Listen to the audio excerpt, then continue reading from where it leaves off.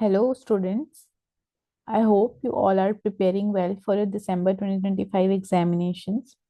I am CS Anupama Pandey here before you with the revision of chapter number 8 of your Capital Market and Securities Law subject, which is issue of capital and disclosure requirements. So, as you can see on the screen, I have prepared summarized revision notes for you all. You may pin me on the number visible for the notes. Further, as the chapter is of great significance from the exam point of view, I have also included concise definitions, practical checklist, important regulations, and sample short questions for you all. This will be very helpful once you are done with your revision.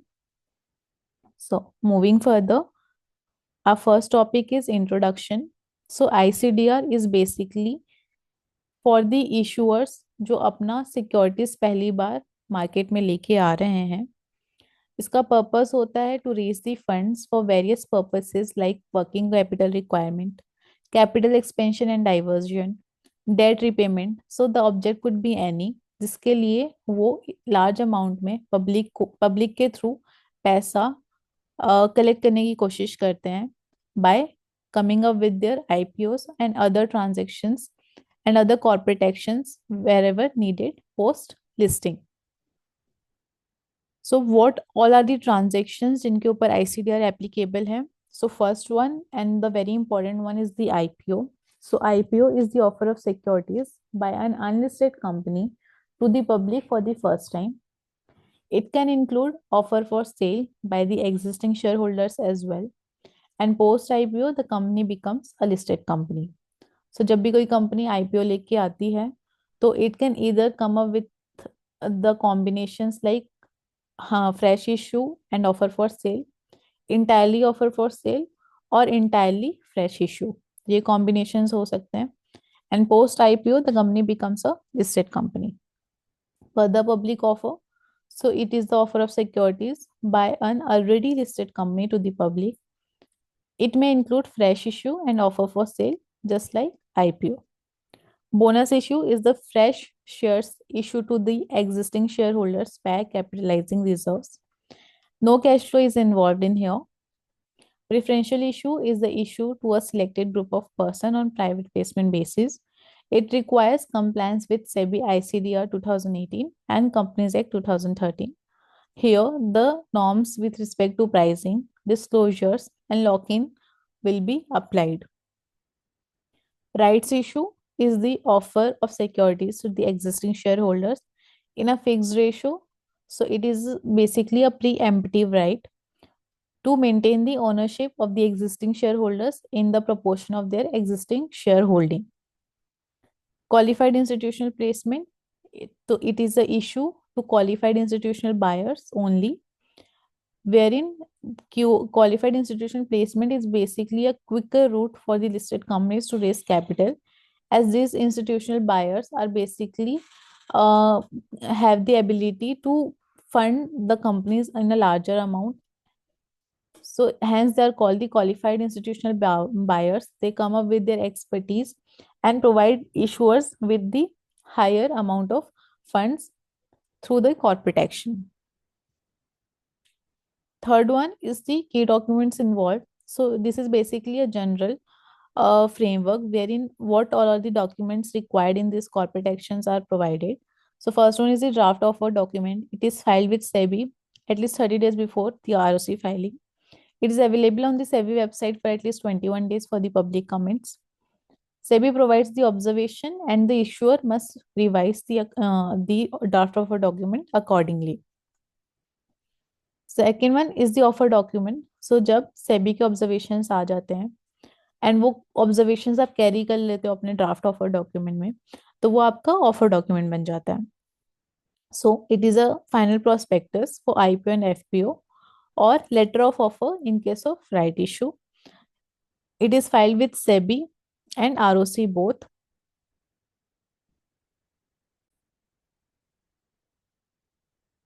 And it contains all the relevant disclosures for investors decision making. So इसमें सारी details होती हैं आपकी IPO related details आपकी company related details, उसका history पूरा कि how it got incorporated, उसका बिजनेस क्या है, उसके एमओए के ऑब्जेक्टिव्स क्या हैं, उसका मैनेजमेंट डिटेल्स, कंपनी के financials and all the other overviews, जिससे एक इन्वेस्टर डिसीजन मेकिंग कर सकता है कि whether he wants to invest in the company और not. Red herring prospectus is filed before the price determination, जब आपका प्राइस और नंबर ऑफ शेयर्स आप कितने ऑफर करने वाले हो वो डिसाइडेड नहीं होता है, उसके पहले आपका रेड हेरिंग प्रोस्पेक्टस फाइल होता है। It is basically used in the book building process for the price discovery, and once the final price is fixed, RHP becomes a final prospectus. So it flows like draft of a document, post observations and carrying those observations given by the SEBI, वो offer document बन जाता है। Offer document के बाद आपका RHP आता है। RHP जब वहां पे प्राइसिंग फिक्स हो जाती है एंड वहां पे नंबर ऑफ शेयर्स डिसाइड हो जाते हैं, वो आपका प्रोस्पेक्टस बन जाता है। So these are the documents involve. Here is the genesis of SEBI ICDR regulation given, कि how the regulation originated and what all are the chapters covered in this chapter. So we will study these topics in detail one by one. Applicability of ICDR we have already read, that in all transactions and corporate actions the ICDR regulation will apply to. Next topic is IPO. So IPO में we will flow like entities which are not eligible, जो कर ही नहीं सकती हैं। दूसरा, company कौन सी eligible है, क्या क्या क्राइटेरियाज हैं एलिजिबल कंपनी बनने के लिए। And the third one is general conditions, in general क्या क्या कंडीशंस हैं to come up with the IPO. So entities not eligible for IPO are if the issuer, promoter, director and the selling shareholder is debarred by SEBI, they cannot come up with the IPO. If the promoter and director is a promoter and director of another debarred company, if the issuer, promoter, and director is a willful defaulter or a fraudulent borrower, and if the promoter and the director is a fugitive economic offender. Fugitive economic offender can only be a person. Hence, if the promoter and director is a fugitive economic offender, the company cannot come up with the IPO. And if the issuer has outstanding convertible securities or any other rights which would entitle the another person to receive the equity shares of the issuer, in these five cases, the company will not be eligible to be come up with their IPO. Here is the exception. If the debarment period is over as on the date of filing of draft offer document with SEBI, these entities are eligible to come up with their IPO. जिस दिन आप अपना DOD file कर रहे हो सेबी के साथ, अगर आपका डिपार्टमेंट पीरियड ओवर हो चुका है, तो you are not a ineligible company. Okay, moving ahead, eligibility criteria. So what is the important and the prerequisite criteria to come up with the IPO? So first one is the net tangible assets. आपका net tangible asset at least 3 crore का होना चाहिए in each of the past 3 preceding years. ये calculate होगा आपका रिस्टेटेड and consolidated basis पे। Not more then 50% should be held in the monetary assets. And अगर आपका है 50% से ज्यादा आपका जो नेट टेंजिबल एसेट है वो मॉनेटरी फॉर्म में है, तो आपको फर्म अरेंजमेंट करना है इसको यूटिलाइज करने का। And if entire IPO is OFS, then इस केस में ये वाला प्रोविजन आपका अप्लाई नहीं होता है।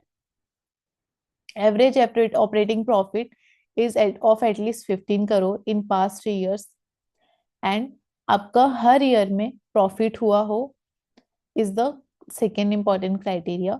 Net worth is of at least 1 crore in past 3 years, and in each of the 3 preceding years, restated financial consolidated basis पे आपका 1 करोड़ का नेटवर्थ होना चाहिए। Name of the company in last 1 year, if there is change in name of the company in last 1 year, at least 50% of the revenue calculated on the restated and consolidated basis for the preceding 1 year must be from the activity suggested by the new name. अगर आपका नाम change हुआ है तो जो आपका 50% का revenue है कंपनी का, वो must be from the activity suggested by the new name, जो आपका न्यू नेम है उसके थ्रू हुआ होना चाहिए। अगर आप ये क्राइटेरियाज मीटअप नहीं कर रहे हो, ये चार कंडीशंस आपकी मीटअप नहीं हो रही हैं, फिर भी अगर आपको आईपीओ लेके आना है तो उसके लिए यहाँ पे क्या कंडीशन है? You must come up with the book building I process, and जिसमें आप एलोकेट करोगे not less than 75% of net offer to the QIBs qualified institutional buyers. और अगर आप वो नहीं कर पाते हो then you will refund the full subscription money. If QIB part is not subscribed, the issue will fail even if it is oversubscribed on overall basis. क्या होता है यहाँ पे, इसका मतलब क्या है? अगर आपको ये चार कंडीशन अप्लाई नहीं हुई एंड अगर आपको आईपीओ के साथ आना है तो आपको एटलीस्ट 75% ऑफ नेट ऑफर क्यूआईबीज को देना है। सपोज आपने क्यूआईबी किया एंड क्यूआईबी का पोर्शन इज लेस देन 75%, लेकिन आपको ओवर सब्सक्रिप्शन हुआ है, जो भी आपका ऑफर था, नेट ऑफर था, उस केस में भी इसमें आपको अमाउंट रिफंड करेगा क्योंकि आपके 75% वाली क्राइटेरिया फुलफिल नहीं हुई है। Even though your IPO has got over subscribe, that will not be considered. अब यहाँ पे एलिजिबिलिटी क्राइटेरियाज के लिए कंडीशंस थी चार मेन। जनरल कंडीशंस क्या है कि ये तो करना ही है सारी कंपनीज को, सारे कॉर्पोरेट एक्शंस में। क्या यहाँ पे जनरल कंडीशंस है? आपको एप्लीकेशन करना है वन और मोर स्टॉक एक्सचेंजेस को for the in principle listing approval. उसमें से आप डेजिग्नेटेड, इसमें से आपको एक स्टॉक एक्सचेंज को अपना डेजिग्नेटेड स्टॉक एक्सचेंज बनाना है। इसमें आप अग्रीमेंट करेंगे डिपॉजिटरी के साथ फॉर डीमेटेरियलाइजेशन ऑफ शेयर्स। प्रमोटर्स की जो सिक्योरिटीज होंगी they will be in demat form before the filing of offer document.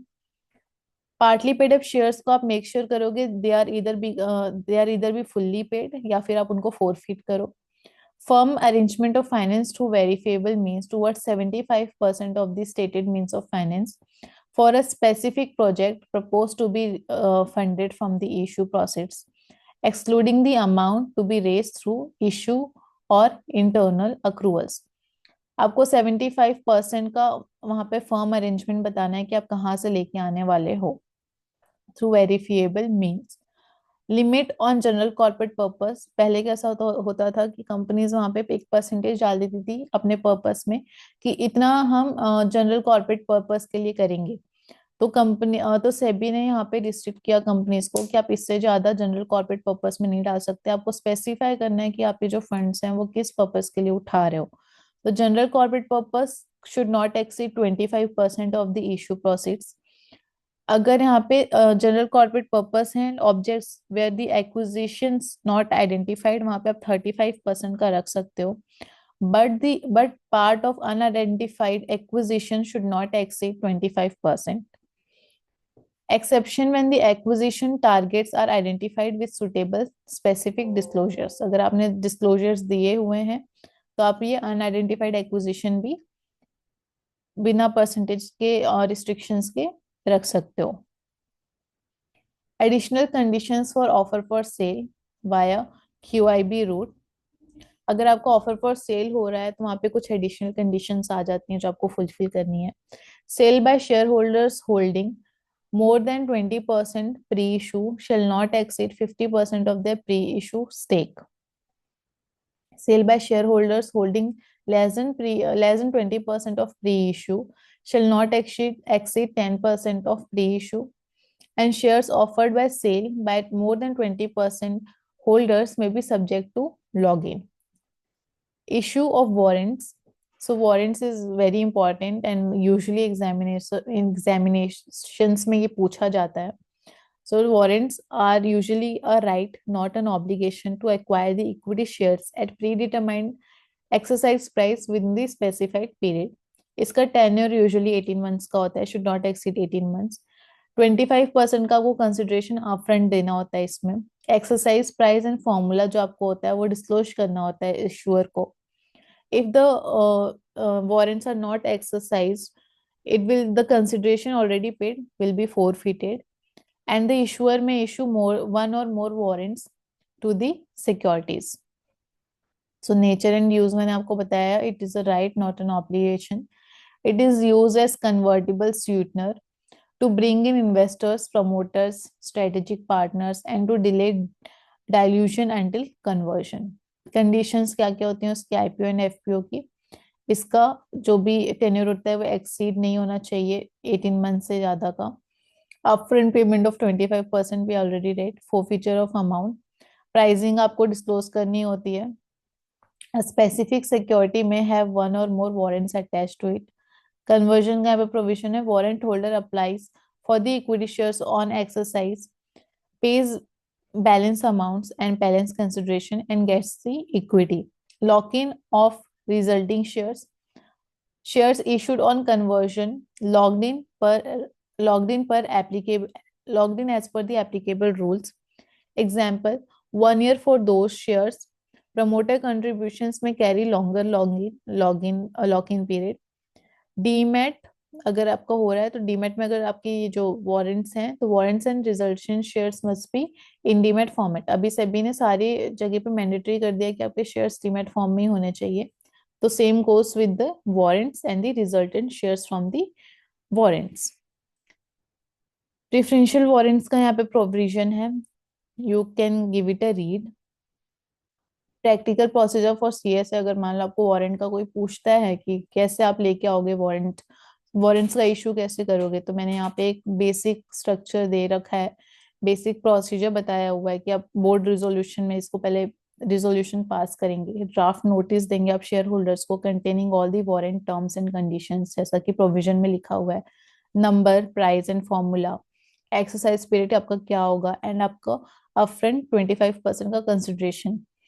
Special resolution file होगा as per section 62 of companies act and ICDR regulation. आपका MGT 14 file होगा। Allot warrants within 15 days of special resolution, collect 25% and on exercise receive the balance consideration, allot shares, pass file the pass 3 form, update DMAT and file listing documents. Listing disclosure is the last step. So this is not given in your book, lekin practically what is done, and if it is asked in your interviews and basically if comes in the examination, you may be able to answer the question. Additional requirements, तो यहाँ पे एक पूरा framework हम पढ़ने वाले हैं कि जब भी कोई आईपीओ आता है तो उसमें हम क्या क्या करते हैं। मैंने यहाँ पे सारी चीजें इंक्लूड की हुई हैं, आपके मॉड्यूल से उठा के मैंने यहाँ पे सारी चीजें डाली हुई हैं सो देट हम स्कैटर्ड प्रोविजन ना पढ़ रहे हो, हम एक प्रॉपर प्रोसीजर पढ़ रहे हो। यहाँ पे पूरा स्टेप बाय स्टेप लिखा हुआ है एडिशनल रिक्वायरमेंट्स की क्या क्या हमको प्रोसेस करना होता है आईपीओ में। सो लीड मैनेजर्स, जब भी कोई कंपनी आईपीओ लेके आती है तो lead managers and the merchant bankers are the very important role players जो असिस्ट करते हैं right from the beginning to the listing stage of the securities getting listed on the stock market. So lead managers are the SEBI registered merchant bankers. Issuer must appoint one or more merchant bankers. They manage the due diligence and filings with the stock exchanges before the listing. Other intermediaries appointed after lead managers independently assess capability like bankers to issue, syndicate members for book building. ये हमारे इंटरमीडिएरीज involve होते हैं। Registrar to the issue, very very important intermediary, these are the SEBI registered intermediary, they help in the depository connectivity. Compliance officer, he monitors the security law compliance and investor grievance redressal. So see in a company there may be a company secretary, लेकिन जब आप company का IPO लेके आते हो तो आपको mandatory हो जाता है कंप्लायंस ऑफिसर कंपनी में अपॉइंट करना। तो आपको एक कंप्लायंस ऑफिसर के अपॉइंटमेंट के लिए भी रेजोल्यूशन फाइल करना होता है एंड आप अपने सीएस को डेजिग्नेट करते हैं compliance officer who looks after the securities law का पूरा compliance and investor grievance redressal उसका रोल रहेगा। फाइलिंग एंड डिस्क्लोजर्स, तो फाइलिंग के लिए हमने पढ़ा DOD and offer document will be there.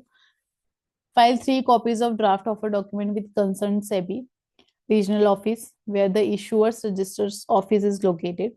SEBI has 30 days to specify the changes and observations and उनकी वेबसाइट पे वो 21 days के लिए रहता है। DOD must also be filed with stock exchanges. DOD open for public comments for minimum 21 days and it must be hosted on the website of the issuer, SEBI, stock exchange and lead manager's website. Public announcement with in 2 days of filing of draft offer document, आपको एक public announcement देना है कि आप अपना IPO लेके आ रहे हैं एंड आपने अपना ड्राफ्ट ऑफर डॉक्यूमेंट फाइल कर दिया सेबी के साथ in one English national daily newspaper, one Hindi national daily newspaper, and one regional language newspaper at the register office location, inviting public comments. After SEBI observations carried out, updated DOD is filed. The offer document is filed with ROC in the stock exchange. ये हमने already पढ़ा हुआ है, लेकिन मैंने यहाँ पे compile कर दिया है प्रोसेस सो दैट फ्यूचर में you have a step wise procedure to handle the IPOs practically. Issuance conditions and procedure. ESBA, very important procedure.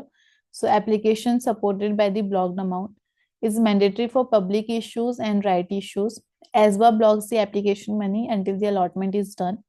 UPI mandated as payment mechanism is with ESBA is there. यहाँ पे आपका UPI mandate create होता है जो कि amount block करता है basically आपका till the date of allotment. IPO grading may be obtained from the credit rating agencies. This is optional, but credit rating agencies से आपकी रेटिंग लेना इज वेरी क्रूशियल एंड मतलब इन्वेस्टर का trust buildup करता है. Underwriting in non book build public issue issuer में get issue underwritten. Underwriting agreement before the prospectus filing is required. इसमें क्या होता है, in case of under subscription आपके अंडर राइटर्स आते हैं and they pay the balance amount which you are requiring from the IPO. In book building issue underwritten by lead managers and syndicate members is usually undertaken. So मतलब एक general practice में जब आपका IPO आता है इन practical world, तो जो आपके लीड मैनेजर्स होते हैं, सिंडिकेट मेंबर्स होते हैं, वही आपके अंडरराइटर्स बनते हैं. Monetary agency, if issue size excluding the offer for sale is of more than 100 crore, use of proceeds will be monitored by the monitoring agencies. ये monitoring agencies क्या करती हैं, आपका जो भी यूटिलाइजेशन है पोस्ट लिस्टिंग वो चेक करती हैं कि आपने जिस पर्पज से पैसा उठाया है आप उसी पर्पज में पैसे को यूटिलाइज कर रहे हो कि नहीं. एंड ये एजेंसीज एक इंटरवल्स में अपना रिपोर्ट भी देती हैं जो आपको बोर्ड के सामने रखना भी होता है, board and audit committees. We will read about it in further topics in detail about the monitoring agencies. Pre-issue advertisement. After filing RHP and prospectus with ROC, make pre-issue advertisement in one English national, one Hindi national and one regional language daily at registered office where the registered office is situated. Opening of issue may open within 12 months from the SEBI observation. आपको अपना issue open करना है SEBI observation के 12 महीने के अंदर. Minimum subscription 90% of the offer through offer document. If not received refund all the application monies within 4 days from the closure. Subscription period usually 3 to 10 days का होता है, 3 to 10 वर्किंग डेज का होता है. Minimum application value, minimum some payable on application पर security should be at least 25% of the post, should be at least 25% of issue price. Post issue advertisement, issue हो जाने के बाद lead managers must release advertisement within 10 days of completion of allotment activities. Basis of allotment, dispatch of refunds, credit and listing details are the things which needs to be included in the advertisement. Release of subscription money. Bankers to issue release the funds after the receipt of listing and trading approvals, and confirmation of completion of formalities will be taken care of. Other IPO and FPO requirement, practical and filing steps. Lead managers, मैंने बताया वहाँ पे उनका involvement क्या होता है. Syndicate members, registrar to issue, compliance officer, filing of DD. यहाँ पे ये just मैंने दिया हुआ है. सेम पॉइंट्स हैं, बस थोड़े से समराइज्ड हैं.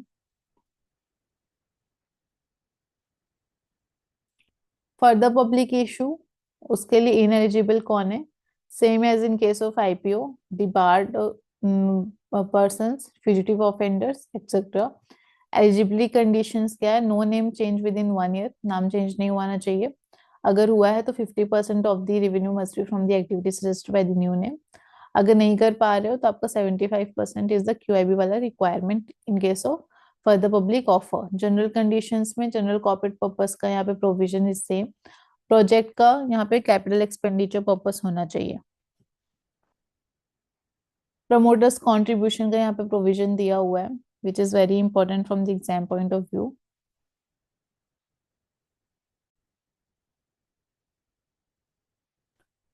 So in case of IPO, minimum promoter contribution is of at least 20% of post-issue capital, which must be held by the promoter. Because shortfall होता है तो some other entities जिनको हम person acting in concert भी बोल सकते हैं, वो up to 10% of post-issue capital लगा सकते हैं without being labeled as promoters. Exemption क्या है इसमें? If issuer has no identifiable promoter, this requirement will not be applied to the company or the issuer. FPO में मिनिमम प्रमोटर कंट्रीब्यूशन कितना होता है? 20% of the proposed issue capital और 20% of post issue capital.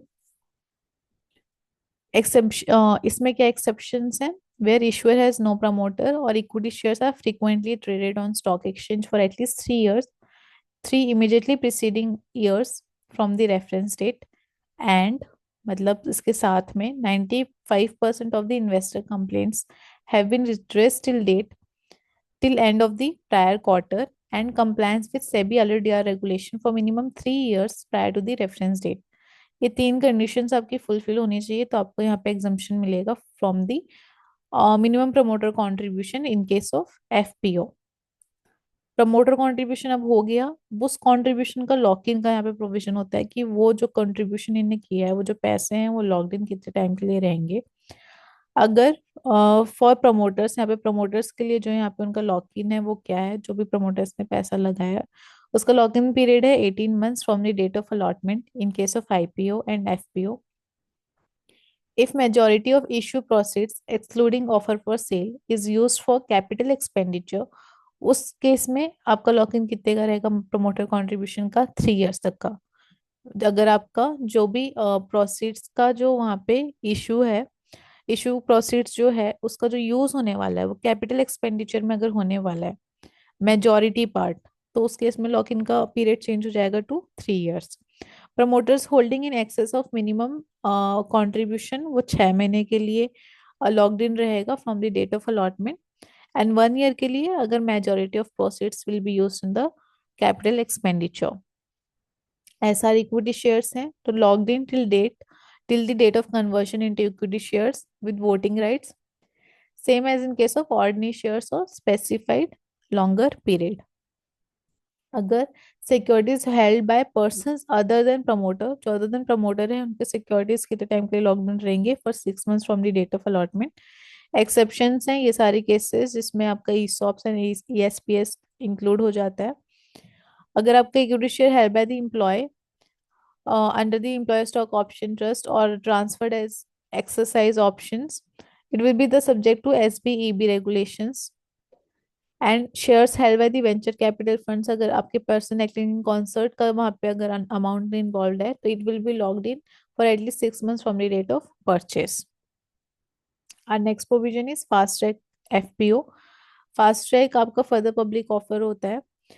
ये provision है issuer need not be filing DOD to obtain the SEBI observation if it satisfied conditions A to L. सो अगर आपकी ये सारी कंडीशन स्पेसिफाई हो रहे हैं तो अनलाइक द आईपीओ आपको यहाँ पे ड्राफ्ट ऑफर डॉक्यूमेंट सेबी के साथ फाइल नहीं करना होता और उनके ऑब्जर्वेशंस नहीं लेने होते हैं। First one is listing, equity listed within 3 years immediately preceding the reference date. Promoter holding, entire promoter group holding is in demat format on the reference date. Average market cap of public shareholding is of at least 1000 crore. Trading turnover का यहाँ पे provision आपको fulfil करना होता है। Annualise trading turnover in preceding 6 months is of at least 2% of weighted average number of equity shares listed during the period.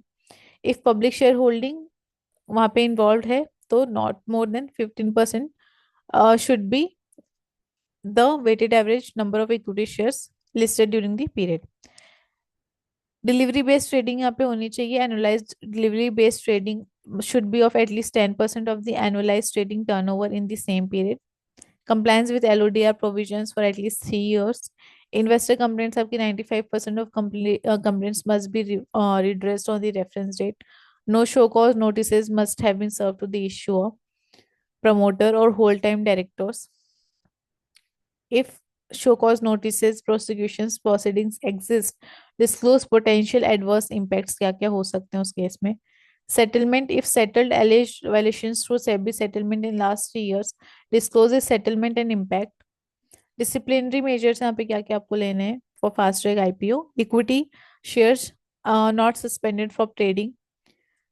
And कोई भी disciplinary measures नहीं लिए गए हों in last 3 years. Conflict of interest involve नहीं होना चाहिए लीड बैंकर्स का एंड इशूअर्स का, ग्रुप एंड एसोसिएट कंपनीज का. Audit qualifications, restated financials to reflect impact. For qualifications where impact can not be quantified, appropriate disclosures are required. Next topic is rights issue. So rights issue आपने companies act में भी पढ़ा होगा, but ICDR के अंदर थोड़े से आपके कंप्लायंसेस इसमें इंक्रीज हो जाते हैं. So, offer of specified securities by listed issuer to shareholders as on record date is right issue. Aggregate value if right issue is of rupees 50 crore or more, issuer must satisfy Chapter 3 conditions at filing the DOD and letter of offer on time. Eligibility same as in case of IPO. General conditions यहाँ पे क्या क्या है. Application देनी है stock exchange को for in principle approval. Select करना है वन डेजिग्नेटेड स्टॉक एक्सचेंज को. पार्टली पेड अप शेयर्स आपके फुल्ली पेड होने हैं या तो फोरफिट करने हैं. 75% का आपको फर्म अरेंजमेंट बताना है to raise the funds. And जो आपका एक्सपेंशन एंड जो आपका यूज होगा वो कैपिटल एक्सपेंडिचर के लिए ही होगा. जनरल कॉर्पोरेट पर्पस आपका जो लिमिट करना है and combined limits as in case of IPO apply होंगी यहाँ पे. Promoters who are willful defaulters, fraudulent borrowers, cannot renounce their rights outside the promoter group. SR equity shares and SR shareholders cannot renounce, and SR shares received remain logged in until the conversion to voting equity.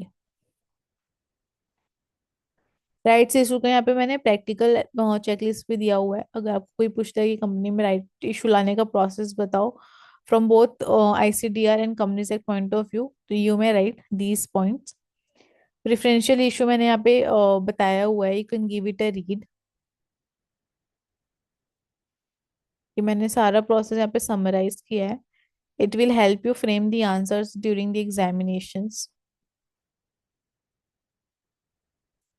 Qualified institutional placement is important. We have already read. So it is issue of eligible securities were listed issuers to QIBs on private placement basis. It includes offer for sale by the promoters. इसकी conditions यहाँ पे क्या क्या होते हैं. आपको special resolution pass करना होता है. इस resolution में क्या क्या होना चाहिए कि QIBs कौन है, allotment and relevant date क्या होगी आपकी and other details. Allotment आपका 365 days from the date of special resolution complete हो जाना चाहिए. Equity shares of same class listed, already listed for at least 1 year यहाँ पे आपके होने चाहिए list. Promoters and directors are not the fugitive economic offenders. Securities listed post QIP on recognized stock exchanges, आप उसके बाद लिस्ट कर सकते हो. Gap between two QIPs should be at least 2 weeks. Procedure यहाँ पे मैंने बताया हुआ है. Board resolution, special resolution, allotment to QIBs with permissible methods, and file all the necessary documents on with SEBI and ROC. Indian Depository Receipts यहाँ पे एक छोटा सा ब्रीफ मैंने दिया हुआ है. You can give it a read. SME IPO, unlike the IPO on main board, SME IPO का एक कॉन्सेप्ट है जहाँ पे स्मॉल एंड मीडियम इंटरप्राइजेस भी कैपिटल रेज कर सकती हैं. Ineligibility same as in case of IPO, वही है यहाँ पे same. Eligibility and general conditions यहाँ पे थोड़ी सी डिफर करेंगी. एप्लीकेशन आपको देना है एसएमई एक्सचेंज को फॉर लिस्टिंग एंड एक एक्सचेंज को आपको डेजिग्नेट करना है designated stock exchange. Agreement with depository for demat, partly paid up equity shares को आपको फुल्ली पेड करना है या फिर उसको फोरफिट करना है. Promoter security should be in demat form. Firm arrangement for at least 75% of the finance from the projected means, and it should be used for the capital expenditure. General corporate purpose से at least 25% and combined up 35% उठा सकते हो as usual in case of IPO. Innovators growth platform का हमारे concept है। It is a platform for listing and trading of innovative startups जो कि fund raise कर सकते हैं।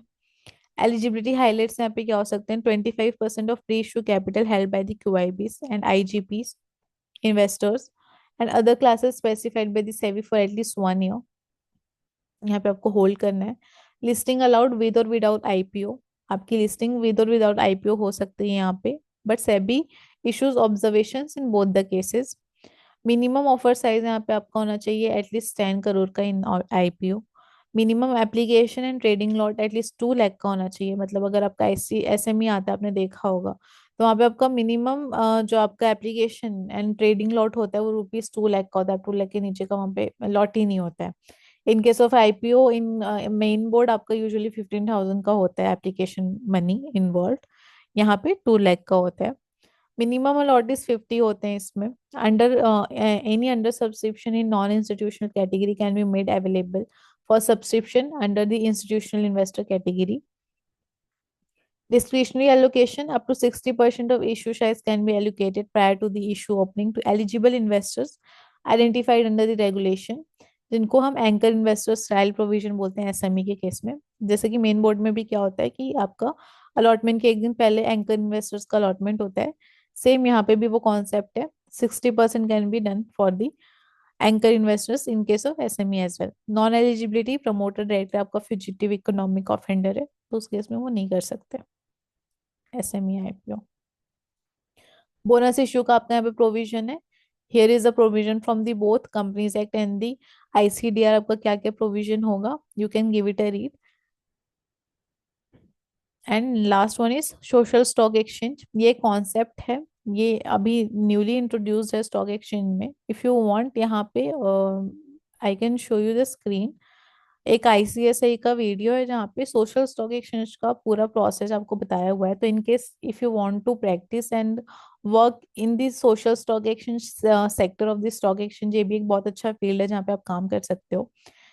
इसका कॉन्सेप्ट क्या है basically? So it is a special platform created by SEBI within the recognized stock exchange for fundraising by social enterprises like NPOs and like Section 8 companies, trust societies, and for profit social enterprises with measurable social impact। तो एक बहुत अच्छा initiative है इनके लिए, जहाँ पे एनपीओज भी, सेक्शन 8 कंपनीज भी पैसे रेज कर सकती हैं।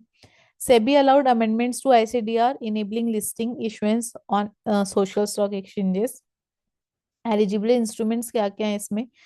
Zero coupon, zero principal instruments और other social impact instruments that return no principal. fundraising as grants, donations via market for FPSEs, equity debts, mutual fund units as per the structure are involved in here। Social intent areas यहाँ पे होते हैं, क्या क्या target करते हैं? Poverty alleviation, health, education, livelihood, environment, women, child welfare, sanitation, ये सारे यहाँ पे ऑब्जेक्टिव्स होते हैं यहाँ पे पैसे रेज करने के। डिस्क्लोजर्स एंड रिपोर्टिंग यहाँ पे क्या क्या इन्वॉल्व होती हैं? Social information and social impact report required होती है यहाँ पे। एनुअल डिस्क्लोजर्स आपको करने होते हैं फॉर फंड यूटिलाइजेशन। टारगेट आपका क्या था एंड आपने अचीव क्या किया है, एंड इम्पैक्ट मैट्रिसेस यहाँ पे इन्वॉल्व होते हैं जिनका disclosure is mandatory. Transparency and eligibility checks by the stock exchanges and SEBI is done. Benefits क्या है इसकी? It brings transparency, credibility to fund raising for social causes, access to larger capital base and measurement and reporting standards. तो generally अभी आजकल के scenario में कैसा होता है कि we people don't trust the organizations जो हमको अप्रोच करती हैं। We have some trust issues कि हम अपना पैसा लगाया नहीं, या फिर हम जहाँ पे पैसा लगा रहे हैं वहाँ पे जा भी रहा है कि नहीं एक्चुअल कॉस्ट के लिए। सो इसलिए सेबी यहाँ पे एक चेक रखने के लिए कि वहां पे भी पैसे जाएं एंड पीपल अपना ट्रस्ट दिखाएं, ये सोशल स्टॉक एक्सचेंज का कॉन्सेप्ट आया है, जहाँ पे we then these organization can raise the capital just like IPO and the SME IPO, and investors can invest in their money. Okay, and at last I have provided you with some of the glossary wherein I have provided some important definitions in precise manner। Practical checklist, अगर आपको provision पढ़ के हो गया है, you have gone through all the revision notes and आपको एक बार और रिवीजन करना है, तो उसके लिए मैंने यहाँ पे फुल इन फाइनल चेकलिस्ट दी हुई है। कि आपका आईपीओ का प्रोसीजर कैसा रहेगा। इंपॉर्टेंट रेगुलेशंस क्या क्या है यहाँ पे। अगर आपको आपका आंसर रेगुलेशन के साथ फ्रेम करना है, आपका आप you are confident that you are very well acquainted with the topic and you want to frame your answers with proper regulations and sections. So here are the regulations. And from the exam point of view, I have provided you with short questions and answers in here. सो उसका एक basic structure आप कैसा लिख सकते हो या कैसा frame कर सकते हो वो लिखा हुआ है। See the idea is gist is in here, but gist की वजह से ऐसा नहीं होना चाहिए कि आप वहाँ पे डायग्रामेटिक फॉर्म में पढ़ के गए हो लेकिन आप वहाँ पे आंसर्स फ्रेम नहीं कर पा रहे हो। दैट इज वाई मैंने यहाँ पे ये प्रोवाइड किए हुए हैं। सो दैट अगर आपने पढ़ लिया है यहाँ पे जिस्ट के फॉर्मेट में, रिवीजन हो गया आपका, you are very well acquainted with the topic, आपको अंडरस्टैंडिंग हो गई है, तो you are able to frame the answers. Framing answers during the examination is our main motive. तो वो वहाँ पे अचीव होना चाहिए। So I would request you all to go through the revision notes once, try writing the answers, and read aloud while you revising the chapter. So here we are done with our revision of chapter number 8. I will be coming up with the revision of further chapters very soon. So thank you and all the best. Stay hydrated, stay confident. Any suggestions or feedback or request or help you needed, you are very well welcome to approach me. So take care and thank you. Bye bye.